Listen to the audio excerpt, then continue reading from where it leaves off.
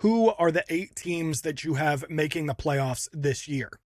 This is a really funny question because we were literally just talking about it last week on The Runout. Episodes available wherever you listen to podcasts. And in just 7 days, it feels like the answers may have already changed. So let's run through who I've got. At this point, I think it's pretty much a lock that Saskatchewan, Colorado, Vancouver, and Georgia are making the playoffs. Probably in that order as well. I think 5 and 6 are almost definitely going to be San Diego and Ottawa, but that's where it starts to get really tricky. Just last week, I had Toronto and Rochester in those final 2 spots, but Rochester is on a 4-game losing streak, including their most recent loss to Ottawa, where they didn't look particularly good, and I could see them sliding out of the playoff picture completely. Toronto, on the other hand, I think has looked fairly good, but they have a very, very tough schedule down the stretch. And again, I don't think it's going to be that hard to see them